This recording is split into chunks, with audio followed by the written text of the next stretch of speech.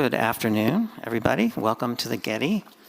My name is Jim Gans. I'm one of the curators of photography here at the museum. And this program is in conjunction with our current exhibition, Abstracted Light, Experimental Photography, which is on view in the Center for Photographs in the West Pavilion through November 24th.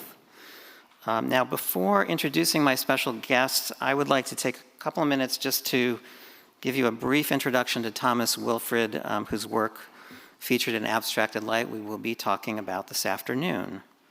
So with that, here is a photograph of the entrance to the exhibitions and the works of Thomas Wilfred, which are displayed in this gallery off to the right. So hopefully you've seen it, and if not, maybe after the conversation this afternoon. And here he is.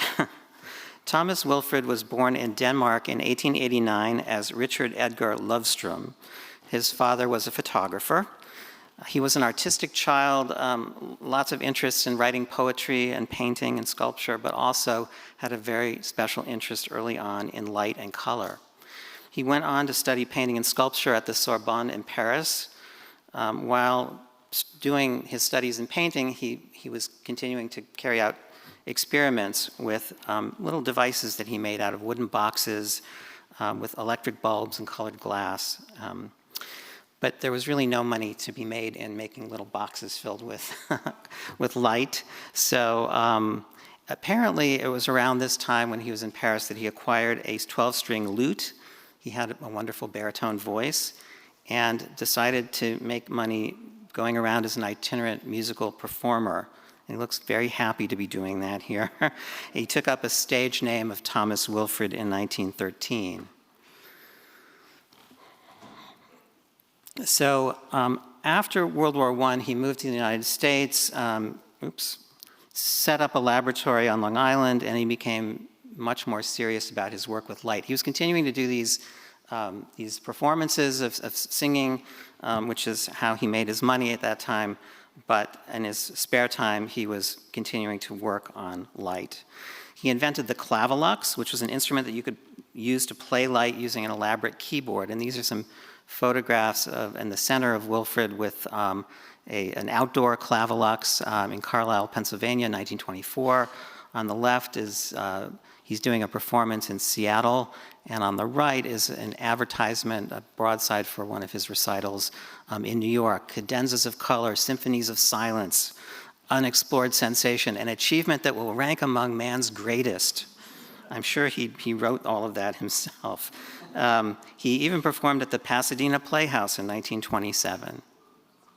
So Wilfred established the Art Institute of Light in New York City in 1930, set up a theater and a studio in the Grand Central Palace on Lexington Avenue between 43rd and 44th Street, close to Grand Central Terminal a few years later.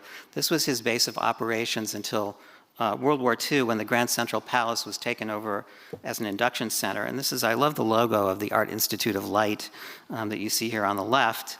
And on the right is an article from the St. Louis Post-Dispatch from March 1st, 1942 about Wilfred. So some photographs of him and his activities in the Art Institute of Light. So there he continued to do these Clavilux performances. He also had a number of outside projects. He was doing a lot of work in theater, lighting design. He designed murals, Lumia murals for the Chicago World's Fair. And he started working on these portable devices, these portable Lumia instruments, as he called them, which he could sell to museums and private collectors. So during the war, all of Wilfred's projectors and all of that equipment went into storage. He built a new studio in West Nyack, New York, and that's where he continued to build these smaller Lumia instruments. Museums began collecting these works, most notably the Museum of Modern Art in New York. Alfred Barr Jr., the founder of MoMA New York, was really interested in his work. And this is the catalog of an exhibition, 15 Americans from 1952. MoMA did a series of these shows where every few years they would select a certain number of American artists put them on view. Dorothy Miller, the curator of these exhibitions. This one in 1952 featured Jackson Pollock, Mark Rothko, Clyfford Still, and Thomas Wilfred. In fact, 2 of the 5 works from Wilfred that were in this exhibition are in our current exhibition today. So Wilfred died in 1968. Donna Stein, who studied at UCLA and the Institute of Fine Arts in New York, who also worked at MoMA, wrote her master's thesis on Wilfred and organized a retrospective exhibition shown at the Corcoran Gallery of Art and the Museum of Modern Art in 1971. And she wrote in the foreword to the catalog, "I first became interested in the art of Thomas Wilfred in 1964 after a heated argument with Dr. Eugene Epstein on the differences between art and technology." So, I don't know, Eugene's shaking his head. Maybe we'll talk about that, maybe not. More recently, the Yale University Art Gallery organized a Wilfred exhibition in 2017-2018 that was also shown at the Corcoran Gallery of Art. Yale Library had been given Wilfred's papers by his son in 1983, along with 3 of the Lumia works that went to the Yale Art Gallery, including this table model Clavilux from 1928 that you see on the left, which projects images on the ceiling. So approximately 33 Thomas Wilfred Lumia instruments are known today. I say approximately because I'm never sure of these numbers, but I have the two of the world's experts here to correct any of the mistakes I'm making up here. Besides the Yale University Art Gallery, they are in the collections of the Museum of Modern Art in New York, the Metropolitan Museum in New York, which was given one by the artist in 1960, the Cleveland Museum of Art, the Hirshhorn, the Jocelyn Art Museum in Omaha, and the Honolulu Museum of Art. But the largest collections of Lumia instruments belong to our guests, Eugene Epstein and his wife Carol, who live here in Los Angeles, and their nephew A.J. Epstein, who lives in Seattle. So they are the lenders to our current exhibition, and if you've seen the exhibition, we have a very short film that we have on a kiosk in the space. It was done by our incredibly talented in-house filmmaker, Mustafa Ek, who's part of our interpretive content division. Did an amazing job. It's only about 3 minutes long. We're going to play it right now, and then I'll be joined on the stage with Eugene and AJ.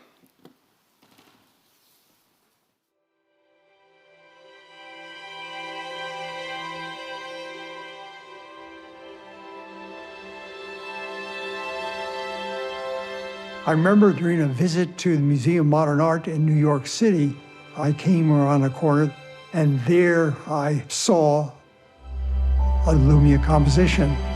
It was, wow, where's this art form been all my life? I'm Eugene Epstein. I'm a collector of many of the works of Thomas Wilfred. Thomas Wilfred created compositions of sculptured light. The device that did this manipulation he called a Lumia instrument. Wilfred himself is quoted as saying, "I am trying to capture a bit of the rhythmic flow of the universe." And being an astronomer, I can relate to that. The Lumia compositions, they're like looking at the Hubble Space Telescope photographs of the clouds of dust and gas.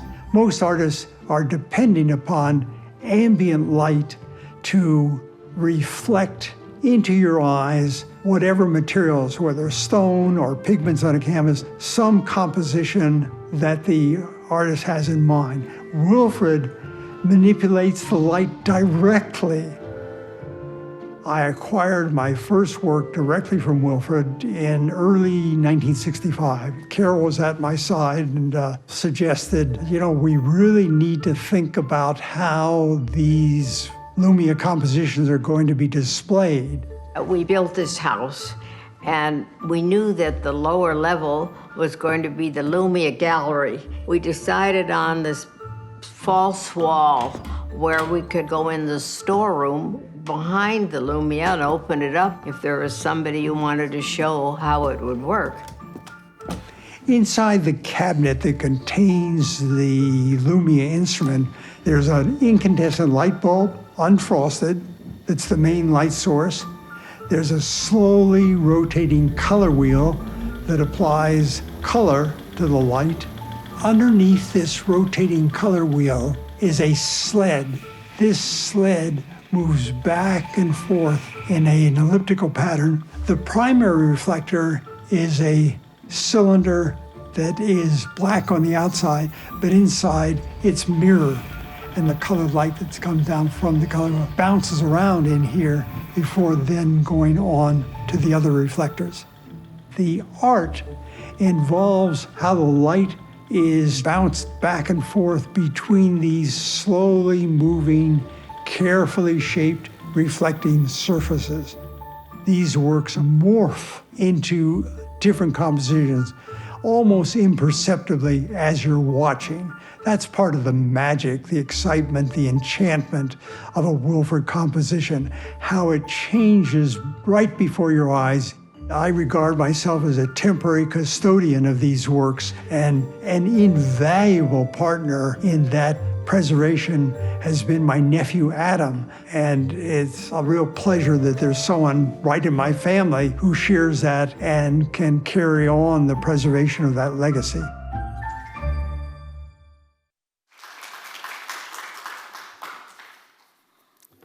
I will now be joined by the Epsteins. Sorry about that.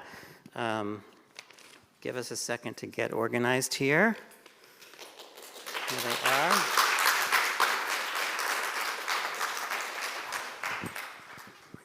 So I have really been looking forward to this. This project has been years in the making. I first visited Eugene in 2019, and then there was meant to be a return visit in March of 2020 with some colleagues, which of course got postponed. Little did I know it would be postponed for a year and a half. But after that, I feel like I was there many, many times with, AJ was often there. I brought different colleagues in to see it. I mean, Eugene and AJ are just tremendously generous with their time and also with wanting to share this work with not only visitors to their home, but also with museums and with the Getty and our audiences for this exhibition. So I really appreciate that. So let me take a moment to introduce them. Eugene Epstein is a graduate of Hollywood High School. He subsequently studied astronomy at a small private school in Pasadena, and earned his advanced degree at a large private school in Massachusetts, eastern Massachusetts. He did millimeter wave radio astronomy for many years at the Aerospace Corporation in El Segundo. Upon retiring, he turned more attention to his interest in Thomas Wilford's Lumia compositions. During a conversation in the late 80s, Wilford's son remarked that someone ought to track down all of his works before they get lost. Eugene did, and in the process acquired many works. With the aid of his cousin, Dr. Avram Jacobson, over many weekends in the 1990s and 2000s, he restored many of these old works in his garage workshop. Subsequently, his nephew, Adam, AJ Epstein, has been his invaluable partner in preserving and publicizing the works and legacy of Thomas Wilford. Eugene's wife, Carol, is not with us in person. She's watching this with many other people on Zoom, so a shout out to Carol Epstein for all of her involvement and support of these endeavors. I'm so happy that she was in the film too. So AJ Epstein is an artist and producer working in the medium of light, photography, film, and live theatrical performance. He is the artistic director of the Performing Arts Theater West of Lenin in Seattle, and has been producing plays and films in Seattle for over 2 decades. AJ runs Clavilux.org, a foundation dedicated to the rescue and preservation of Thomas Wilford's Lumia and Clavilux works. He is a mechanical expert in the workings of the Clavilux and has restored numerous works by Thomas Wilford. I think it's interesting that AJ is a professional lighting designer, so he has a lot in common with Wilford. And I noticed one other thing, AJ, that you broadcast a musical on the internet in 1995, or was it 1996, which we think was the first. I'm pretty sure it was the first broadcast of a play to the internet. Streaming. I I thought I had this fabulous new career that I was the trailblazer for, and then I never did it again because I was discouraged because only 3 people watched, and I didn't really get back to it until a few years ago when that became the norm. Yeah. Fascinating. I mean, these are very interesting people. Okay, so I really wanted to start out by just asking the basic question of Eugene, and I know you've told this story many times, but how you first encountered the work of Thomas Wilfred. And just to say, on the screen you'll see, and maybe you can read, a letter that Thomas Wilfred sent to Eugene in February 1963, which we can also talk about. So how did you discover Thomas Wilfred? I had a general interest in art, nothing specific. Maybe took one art course in college, don't even remember for sure. But had visited Museum of Modern Art in the 50s a couple of times. Was there one weekend in 1960. And as said in the film, came around a corner, there's this darkened alcove with one of Wilfred's works, and it just overwhelmed me. And stood and watched it for a long time till my feet got tired, then just sat down on the floor. Eventually went down to the information desk, found out who Wilfred was, how to get hold of him, so on, and get more information about him. Wrote to him, and then wanted to acquire one. But so the information desk gave you Wilfred's address. Yes. Yeah, very helpful. Yeah. And he lived in a suburb of New York, and that's right, they gave, because that first letter went to that 29 Van Houten. Yes. In any case, he wrote back, and he was a pretty good correspondent. He responded to most of his mail. But there was no way I could afford, as a student, no way I could afford. Got out of school, got a job, wrote again, so I've got a job, I can be considered, well, I'm really kind of busy now, my health's not been too good. Then came this letter, later on, after he'd finished, or just about the time he finished, and subsequently acquired my very first work in early '65. And it crossed my mind that, hey, I was very excited about it. I asked him, are any others available for sale? Well, he said, well, no, they're not. And the people who have them realize their tremendous advance in art and are going to eventually be supervised, and no one's letting go of it. So that tweaked my interest in going, well, damn it, I'm going to try it. Now I really want one. Yeah, that's right. The acquisitive instinct got Yes. triggered, and so, and one thing led to another, and so. And I see in this letter he's saying, well, you know, I can put you on the waiting list because I'm making these works, but they're mostly spoken for. And that was in 1963. I just want to interject that at the time that Wilfred wrote that, I don't have any right now, his garage had 4 or 5 of his works from 1928, 1930 that he absolutely could. But Wilfred was very thoughtful about the marketing aspect, the public face of what he was doing. I think to the detriment of, I think, his career a lot of times. But Okay. that's speculation as to why he didn't say, yes, sure, I've got another one. I've got an old one to sell you. I just wanted to point something else out. This is a photograph of Wilfred at the Clavelux, and you'll see the caption mentions Patricia Marx's interview. So if you Google this, the New York Public Radio website, you can actually listen to this interview that was recorded shortly before Wilfred's death. It's about a half-an-hour program.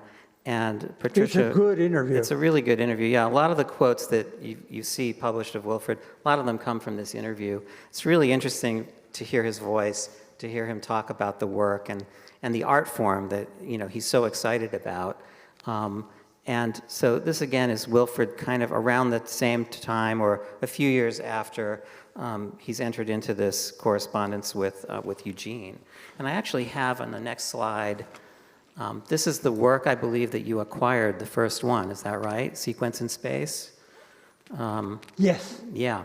So there's a letter, another letter from 1965, Well, Wilfred writes to you, Eugene, ever since our first correspondence in 1962, I have been pleased to note your appreciation of my work, and I am very happy that at last I am able to send you a composition.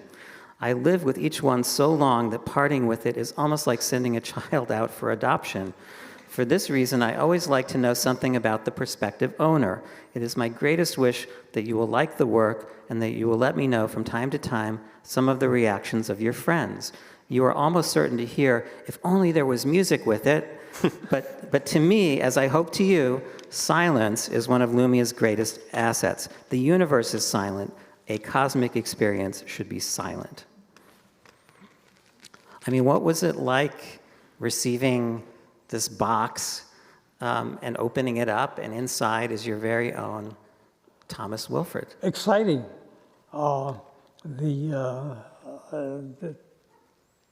It's a marvelous work. It's a marvelous experience.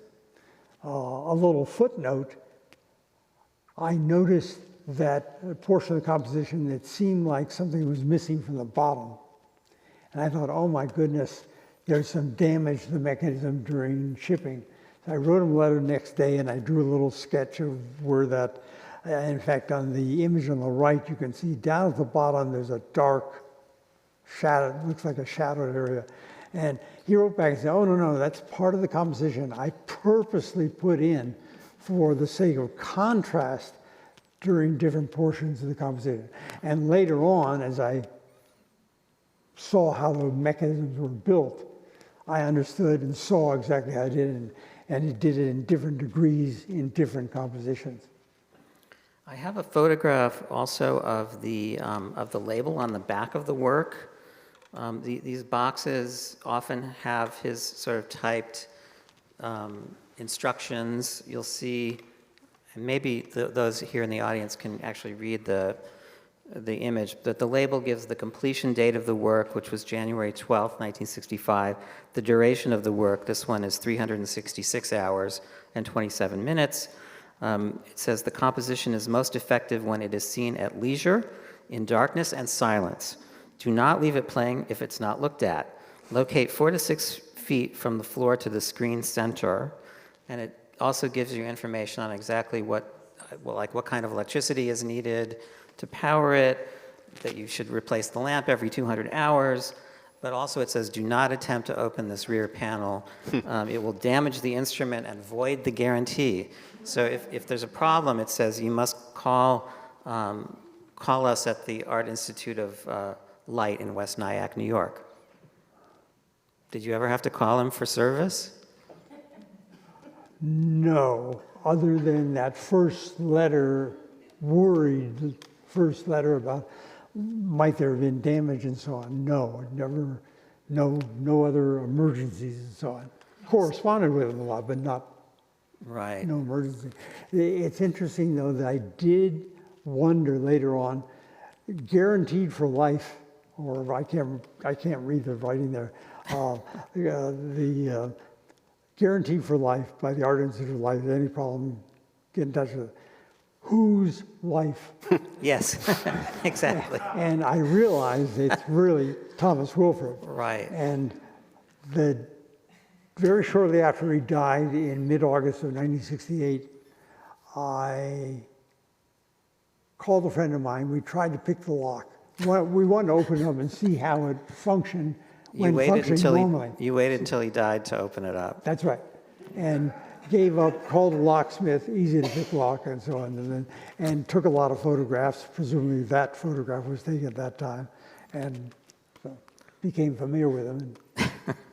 So Wilfred. So one of the things about Wilfred is that he was. I mean, and correct me if I'm wrong, but he was pretty secretive about what's going on inside these boxes, and I think that makes sense to me because at least when I first visited you, I hadn't done that much preparation to go over to your house. I knew a little bit about this. I had not seen the Yale show. I wasn't there at that time. I knew something about it, but I actually kind of intentionally didn't want to know. And we spent several hours viewing different works before you took me into that little room in the back. And, you know, it's very effective, like not knowing how these things work, because there is this element of magic.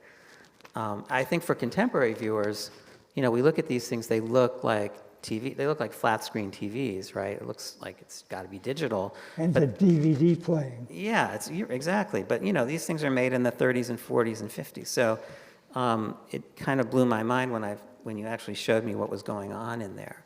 But he was secretive, and I think in some ways that may have, I don't know, interfered with the spread of this art form. He didn't want to really share the secrets of Lumia. Is that accurate? You go ahead on that one. Well, first of all, I refer to Wilfred's mechanical vocabulary as mirrors, comma, no smoke. Mirrors, comma, no smoke. Mirrors, no smoke. Wilfred was very careful, overly careful about who he would show how it worked. And the sad irony of that is, as we've met so many people over the years, is it's beautiful and it's fascinating, and he was a mechanical genius in his own right. I mean, I'm assuming everyone in this room knows the term outsider artist, but Wilfred was of the academy. I mean, he studied painting and poetry at the Sorbonne in Paris. He was an outsider engineer. He taught himself to do this, and his mechanical work is so imaginative and aware of, you know, a level of detail that many other light artists still haven't gotten to.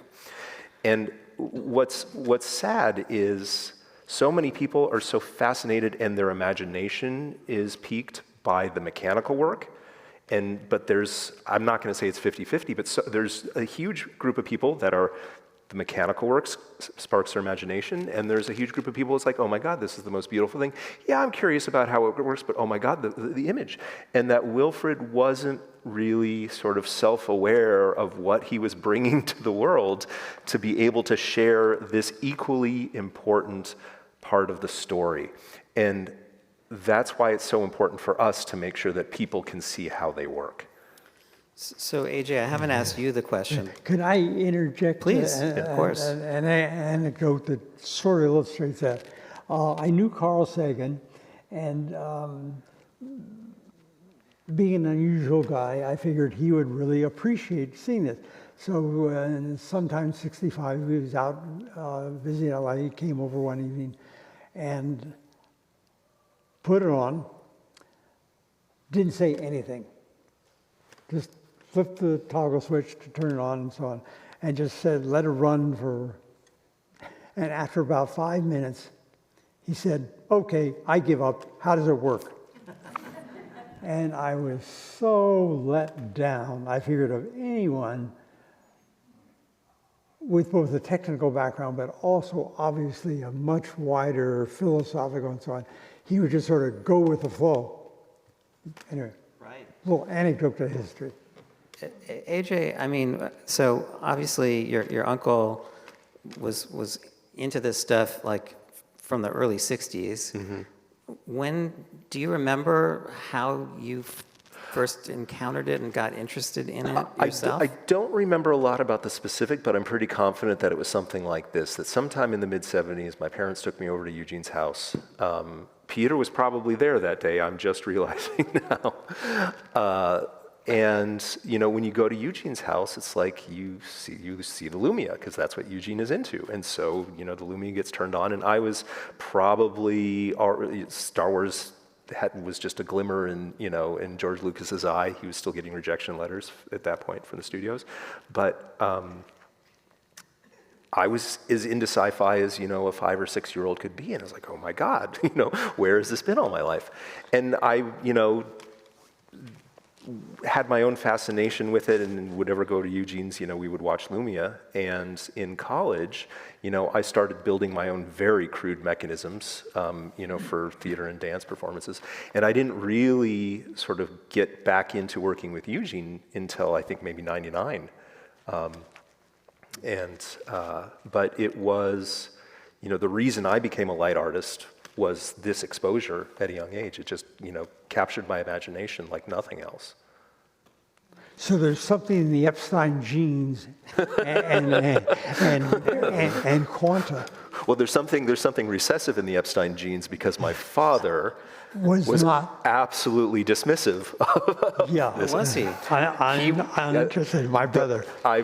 My father, may he rest in peace, more than once he would say to Eugene jokingly, Yeah. I'm going to sue you for alienation of affection. My son is spending more time with you in this Lumia business. Because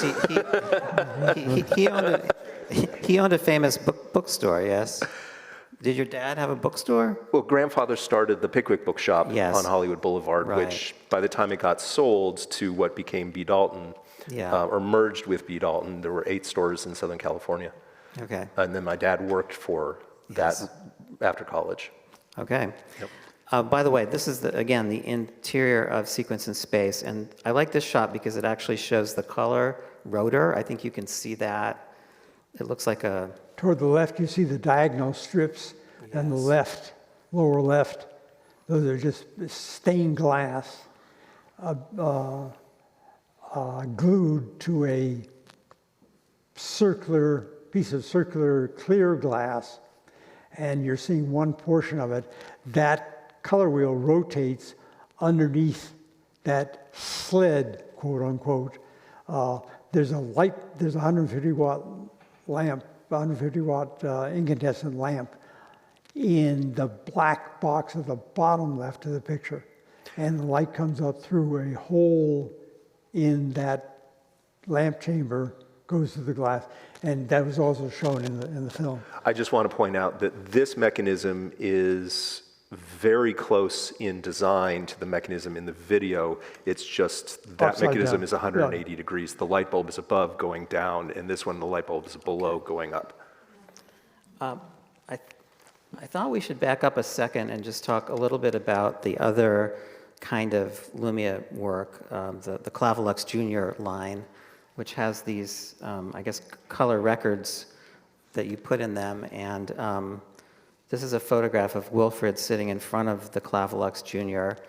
And interestingly, when I downloaded this image from the internet, sometimes you get alt text that's automatically generated, and it was this alt text pops up and it says "man playing a video game," because he's got this this remote control keyboard.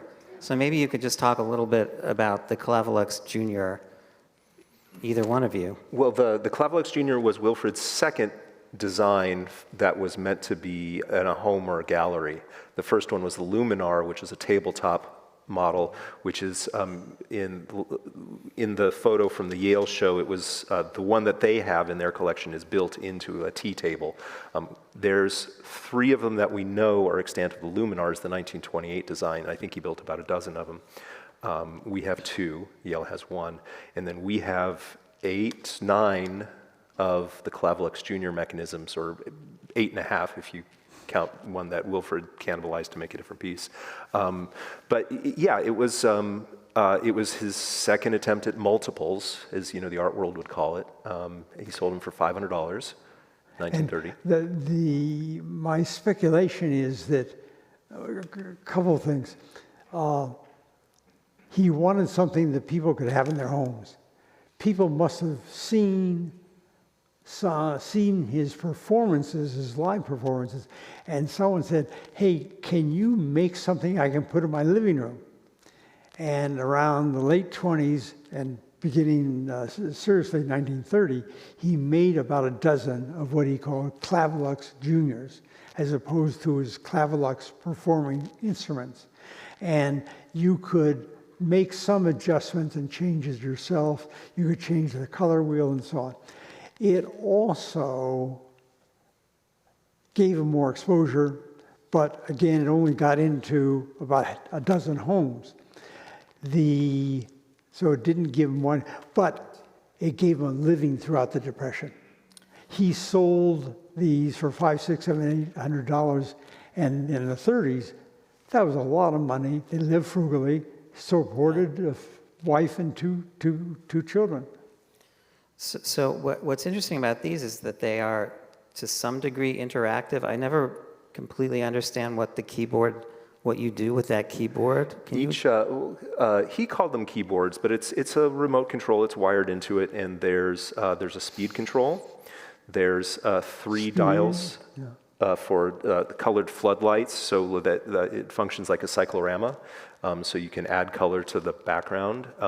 You have a button that controls a lens wheel, so you can switch between optics. That gives it different. It's not really a kaleidoscopic effect, but the lenses act and diffract and multiply, prism the light. And then there's a pattern wheel that is also on a control that you can click between different patterns that sort of shape the light.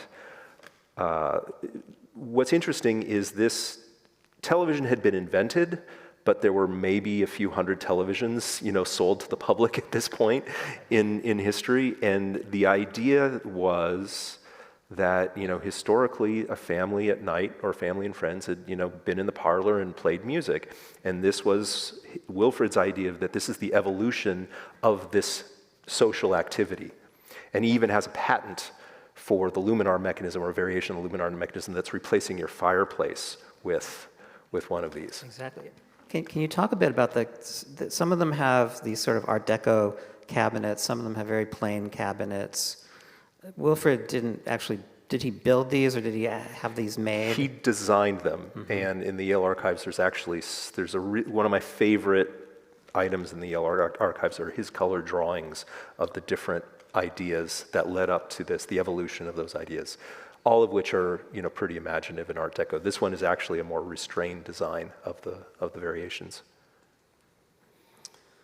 This is Visual Counterpoint, another work, this one from 1950, and this is, I think, a short excerpt of it that Yale Could I produced. interrupt?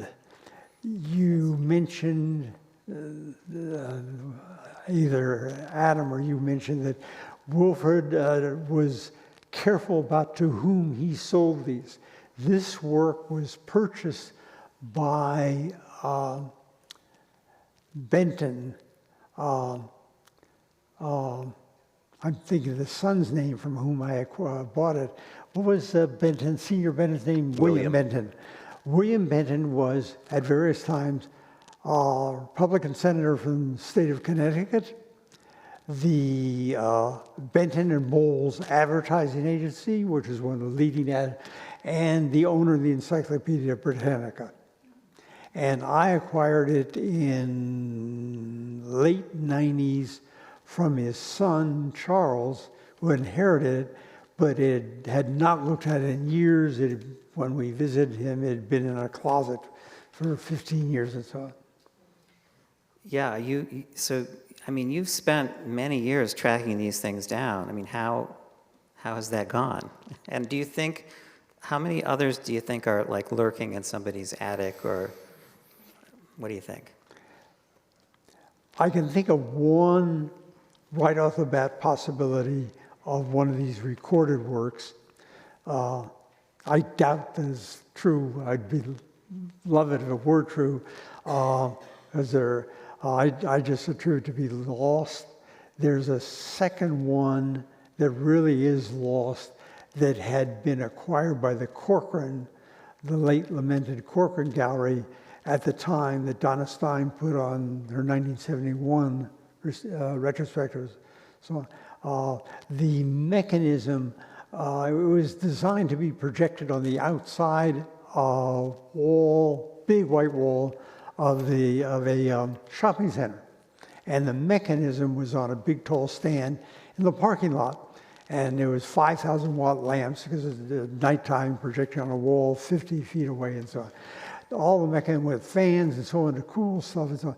The mechanism with various things might have looked like gigantic heating, ventilating, air conditioning gear and so on when in storage. And someone may have said, hey, this doesn't look like art or anything, or is improperly labeled. We don't know. It just, when I started doing this inquiring in late 80s, remember this show, the work was acquired with Corcoran in 71. In late 80s, they couldn't find it. They did a lot of effort searching and so on. I mean, these are challenging for museums just to deal with, and that's we can have a whole conversation about that. I mean, it's been challenging just for the Getty to show 4 of these objects. It's wonderful, but as you know, our conservators, who are fantastic, had to spend a lot of time really prepping the works and making sure that they were safe to, run them basically, 8 hours a day, every day for 3 months.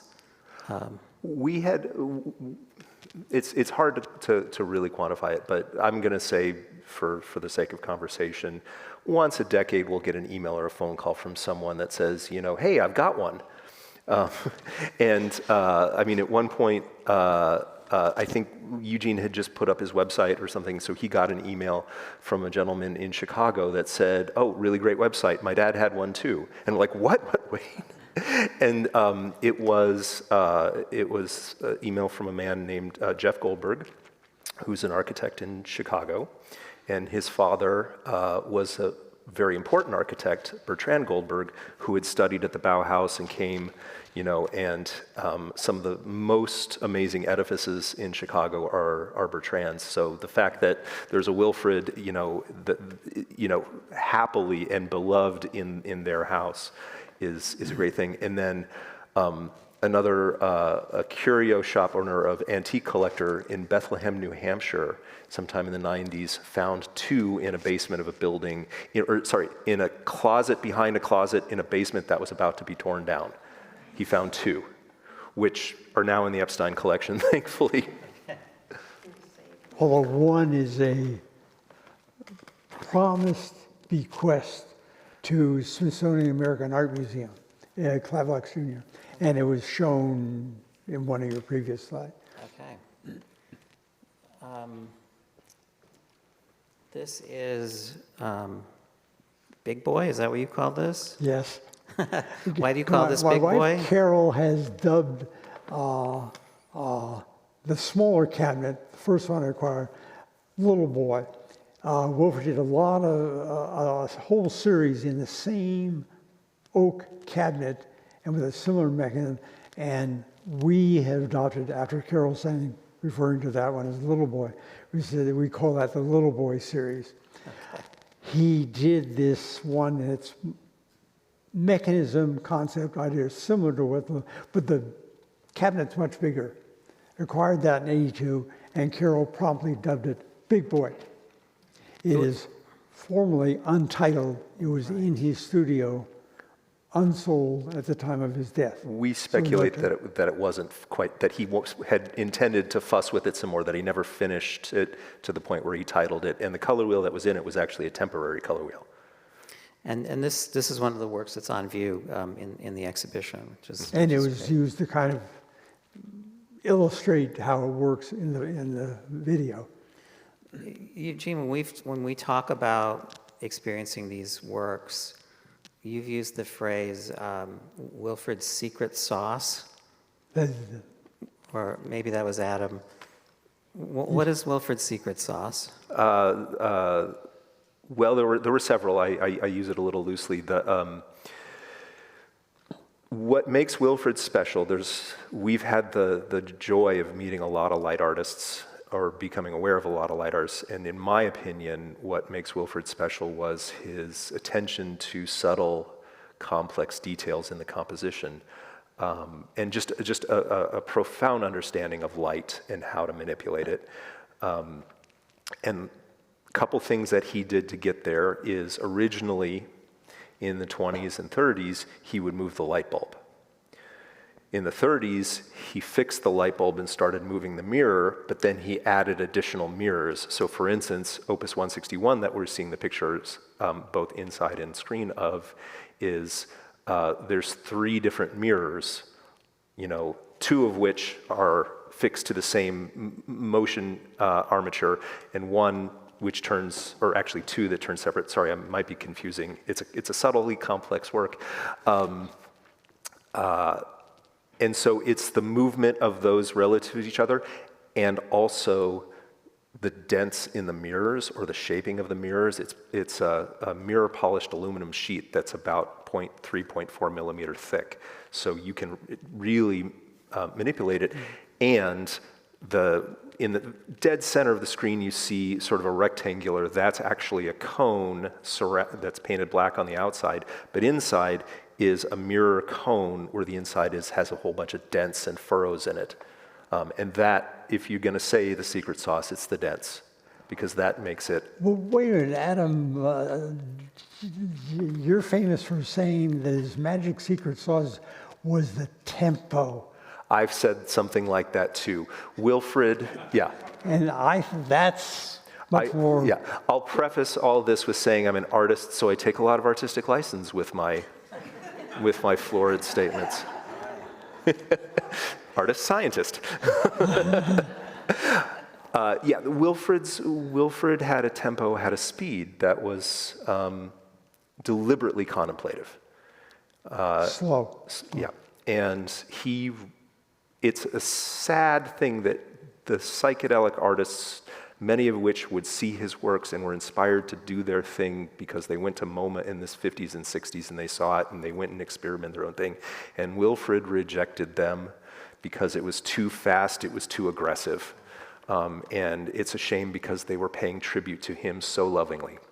And he just was not in a place in his life and culturally, generationally, where he could understand that. And we're all so used to in just everyday life and commercials on TV, et cetera.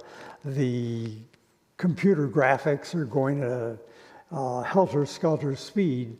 And if someone were slowing down and just letting things happen gradually, you'd have art, something contemplative. So there were other people who considered themselves followers of Wilfrid. Earl Ryback had some success. This show on the right, this Festival of Light, was at Howard Wise Gallery in New York. Howard Wise Gallery was actually a really pioneering gallery that specialized in multimedia art, kinetic art, TV art. I mean, he had Namjoon Paik and some really advanced people exhibiting there. And this show, Festival of Light, included Thomas Wilfrid, but also Earl Ryback, and that's a piece by Ryback in the Whitney's collection on the left. And Ryback was a nuclear physicist by sort of profession, but was turned on by Lumia, and he sort of took the ball and ran with it. Ryback designed reactor shieldings. He got his master's, I think. I don't think he got a doctorate. Undergraduate at Lehigh, a Lehigh. master's at MIT. And as he told me the story, he was doing the art on the side and was popular enough that one dealer said, "I'll give you a dedicated show, but you have to have ready for me to sell 10, 12, some number that would take him time to put together, to compose." And as Earl described it, that was the turning point in his life. He had to say, hey, I've either fish or cut bait, I'll go with the art. Ryback is a really interesting guy. He, at I think 12 or 14 years old, patented a stereophonographic needle. I haven't been able to figure out, because I don't really understand how to read patents and sort of search through prior art citations, but I don't know whether the and he sold it for like $14,000, in the 50s. I don't know if that became the stereophonographic needle that became commonly used, or whether it was a technical dead end, but it's what an incredible achievement. But I do want to say that Ryback was very good at self-promotion. He was a worthy artist and an interesting guy, but artists like Dick Land and Chris Sedenius, Sedenius specifically, really knew Wilfrid very well. They had a long correspondence over more of a decade. Their families socialized, and Wilfrid, more than anyone else, opened up his archives, his drawings, and shared those with Sedenius. So Sedenius's work, if we're going to talk about a lineage from Wilfrid, I'm always going to throw Sedenius in there. Sure. Well, Ryback, we were talking before the program, he was also interviewed by Patricia Marks, and you can also listen to the Ryback interview. It was a few months before the Wilfred interview. He talks about this exhibition, and he says in the interview, although who knows whether he's telling the truth, that as of February 1968, he was, of course, very familiar with Wilfred's work and his career, and that he was really a key figure in light art. But he says, I've never seen the inside of one of his boxes, so I don't know if what I'm doing is, I imagine it's similar, but I don't know. That's a possibly true statement. Possibly true statement. After the 65 acquisition, I had reason to visit New York or be in New York area, and I'd been corresponding regularly with Wilfred, and I said, hey, I'm going to be there, can I come visit you? I'll come out to your home and so. And and I did meet him, but he did not want me to come. He said, I'll meet you at MoMA in front of the big work that he had done for MoMA. Yes, the Lumia Suite. And I realized later, reading the archives and so on, his studio at his home in West Nyack was tiny, probably crowded and jammed, and I think it was a modest house and so on, so nothing that he wasn't being secretive, he was being shy. Okay, shy. We'll say he was shy. I'm coming to the end of the slides, and then we'll see if anyone has questions here. But I think probably I was aware that Wilfred's work appeared in this film, which I found very sort of confusing, I must say, Terrence Malick's Tree of Life. And this was a work in your collection, yes? How did that all sort of play out? And this was the title sequence, or is it the title? I can't remember. It's sort of like... It bookended the chapters, so Yeah, it that was bookended it. moments in the film. Yeah, it's been years since I've seen it, yeah. I got either a letter or a phone call from someone one day saying, I'm working with a film director. I don't think you mentioned the name. And at that time, I don't think the name Malick would not have meant anything to me anyway. If it had been Kubrick or something, you know. Okay. But anyway, so I'm working on something, and we're trying to some way represent the origin of the universe in an artistic form and so on. And we see that you have this. He'd seen one of the shows over the years. Can I come see your collection? So I said, sure. And he came over, and then he came back and said, well, I'm working with the director. At that time, may have said the name, again, meant nothing to me. And came over one evening with this fellow whom I did not know, but was a quiet, interesting, bright guy, he and his wife, and no big entourage of people, just 4 or 5 of us. And we spent an evening talking, bright guy, interesting, and one thing, the other, and finally said, hey, we would like to include footage of excerpts, and they did. Yeah. Very, very cool. You got a credit? I think you both got a sort of credit as like what, consultants? In the fine print in the credits, Okay. the runoff, but in the We'll look for in the handout, the press release handout. Yes. I think that it's all printed out. Okay. And that's how the fellow who wrote the New Yorker article, and I think that rendering of Yes. Is from the New Yorker.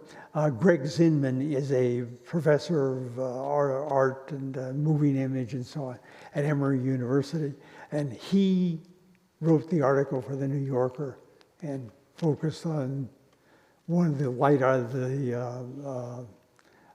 art fellows who did for the rock shows, and myself and Wilfred. I don't know if he mentioned you in that New York article. I don't remember. I don't know. Okay.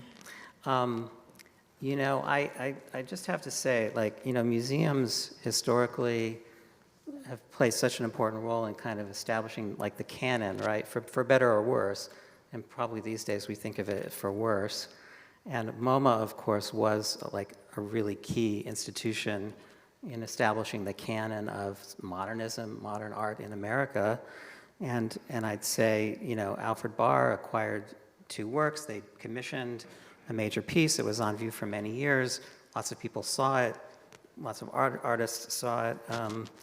And if you think about it, the fact that MoMA had sort of championed Wilfrid, showed the work, this is how, Eugene encountered it, right?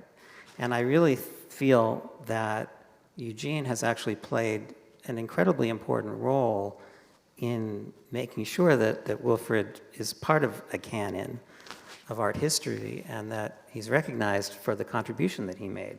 Because I think if you had not encountered Wilfrid's work, on that fateful day, I'm not sure that Donna Stein would have known about it and written a thesis and organized a show for MoMA and the Corcoran, and I don't know that the Yale show would have happened.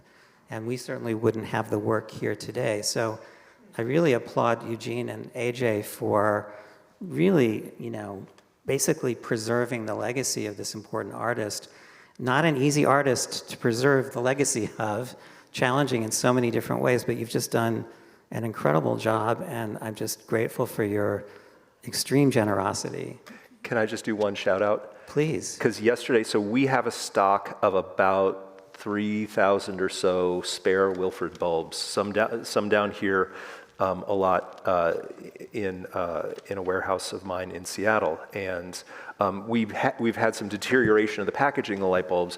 And so just yesterday, the wonderful lighting designer, Ann Militello, and some of her students she teaches at CalArts, 4 of her students came over to Eugene's house, and we cleaned and repackaged about 600 and something Wilfrid light bulbs just yesterday. So I just want to give a shout out to Anne and her team, her students.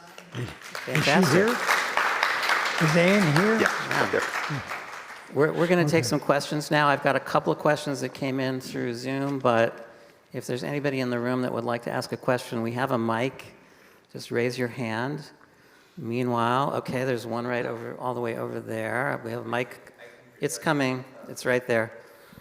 This way our friends on Zoom can hear you. Okay, go ahead. Okay.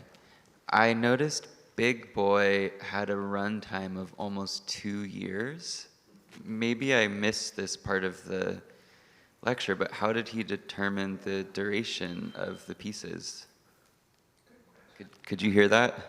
No, I got something about the duration. How do we calculate the duration? It's a very simple factorial formula, which I could write out easier than I can say verbally. But it's not rocket, it's not quantum mechanics to figure out how to do it. We know the rotation speed of every motor in the gear, and we can measure that. And it's math that even an art major could do. Arithmetic. Not even math. Yeah.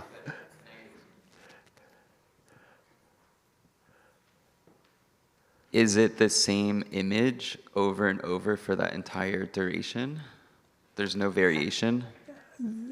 Yes and no. The Big Boy is some 22 months in duration, but as Adam has pointed out, Can I get the laser pointer? the mechanism is such that things slip.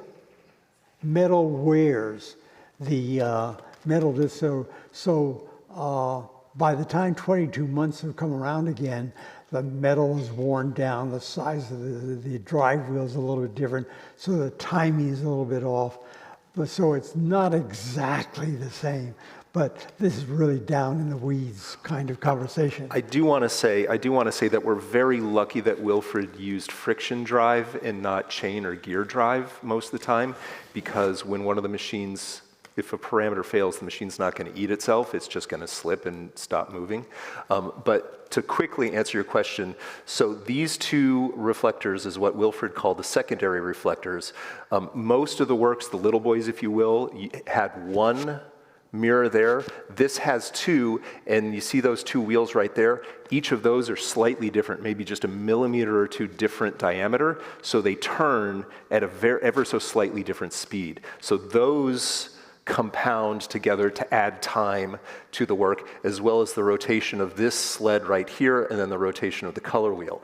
And so it does slip a little bit, and I'm going to extrapolate on your question a little bit. No, Wilfrid did not compose 22 months or years of images. He composed some basic shapes that would cycle through and evolve. And what he had control over was sort of the initial shape and how it would evolve. So it was more of a process. I mean, I think there were some 60s composers that, you know, would very much appreciate the way he was working. Yeah. Another way I like to think of themes with many variations is a way to describe the 22-month duration. For example, if you watch the work for 20 minutes or so, you begin to recognize, hey, wait a minute, I remember there was that form from kind of the upper left to the lower right that predominated over the screen. But last time I think it was sort of bluish in color, and now it's a little, and so the combination, it's in that sense that Wilfrid did not plan out all 22 months. He was letting these things play over the themes with many variations, and they were of a nature such, they harmonized. So they're compositions, but they don't have a set start and end point, and he fully recognized and intended that people would kind of dip in, experience them for some period of time, go away, come back. He said it was like nature. It's like looking at the stars or the ocean. You go and you watch it for a while, and then you experience it for a finite period of time. I've got some questions from the internet from our good friend Cindy Kiefer. Hi, Cindy. Hi, Cindy. Hi, Cindy. Are there any known Wilfrid Lumia instruments in Europe?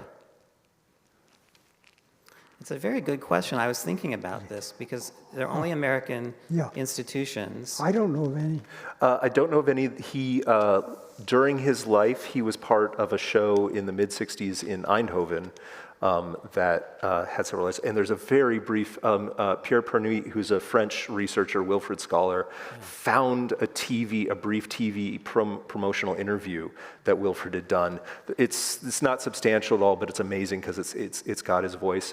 Wilfrid did bring at least one or two of the modules of his model, the 1924 Model E Clavilux, to the Paris Expo of 1925. So Wilfrid gave performances or built installations for 3 World's Fairs, 25 Paris Expo, 33 Chicago Century of Progress, and 39 World's Fair. You know, we can talk about all of his accomplishments, but wow, 3 World's Fairs, that's it's pretty amazing. Yeah, but the answer to Cindy's question is, Yes. Cindy, no, not to our knowledge, and in none of the correspondence have I come across anything corresponding with a potential buyer. Interesting. In Europe. We know of one that was lost, that disappeared in Argentina. Okay. That's, Our Clavilux sure Junior. there's an interesting story there. So I have another quick question about, are the discs painted glass with enamel? Are they painted glass with enamel? So Wilfrid, for the painted glass discs are images because they're so beautiful, they're so easy to share and sort of capture the imagination, but they actually represent a very narrow period of time as to what he was using as color medium, because he had been using gel, which is a theatrical color, and starting in the 30s, he was almost exclusively using stained glass. Not entirely, but mostly. But he used this transparent paint called Colorine, made by Roscoe Laboratories. It was Roscoe's very first product. It was called lamp dip. So in the 1913, when Roscoe first started making this product, when you would see a big sign like a Broadway marquee with the flashy lights that would be colored, you would use that. You would dip the lamp in Colorine and let it dry, and then you would have, a colored light bulb. That's how you would color a light bulb until a certain time. And Roscoe stopped making this paint in 2013, and so 100 years, and as soon as that announcement came out, I bought about 60 cans of it. that were left, yeah. Yeah, we have a wonderful painter colleague on the East Coast who has been working with us to replicate the wheels, and she's done a wonderful job. So we have a lifetime Yes. supply of those wheels. Yeah. Is there one more question in the room? We're running past 3 o'clock, and I would like to let people go see the show. There's one way in the back there. Well, this will be our last question. Did Wilfrid ever experiment with diffraction gratings or with prisms? No. Well, he used prisms. Yeah, Yeah. I should take that, not diffraction gratings, but in some of the lens wheels in the Clavilux Juniors, there are prism lenses. He used a lot of refractive objects. I jokingly refer to them as Mrs. Wilfrid's chandelier crystals. Honey, where did the chandelier grow? But I want to point out that he was very scientific as to how he would experiment, and he kept notes and how his mechanical designs evolved. So he was experimenting, but I don't think he ever worked with diffraction graving. We never saw anything like that. He never even though the tungsten halogen light bulb came to market more than a few years before he passed away, he never moved his mechanical vocabulary to that. He always stayed with an old-style incandescent lamp. So you see, Eugene and AJ know these works inside and out. They can actually take them apart and put them back together again, which they've basically had to do. And that knowledge is so essential. I don't know how we can, we've got to preserve these two so that we can keep preserving Thomas Wilfrid's work. Thank you all for coming. The exhibition is open if you'd like to go see it. Much appreciated. Can I make, to turn the tables a little bit, when Jim came over to our home first in 2019, spent an evening, afternoon, and watched for a couple hours, at the end of it he said, I'd never heard of Lumia, I'd never heard of Thomas Wilfrid, obviously never seen one, but this whole experience has been like a mental can opener, which I thought was a terrific phrase. He apologized and said, no, it's a great phrase. Unfortunately, I did not originate it. But I quote it often about how what the experience is like for many people seeing Lumia for the first time. We live for reactions like that. I mean, when some people are like, oh, that's cool, yeah, and they move on. But when somebody says, oh my God, and you can see that, their imagination has been triggered. Well, I knew that I had to get them here, so I'm just so happy we were able to do it. Thank you. Thank you.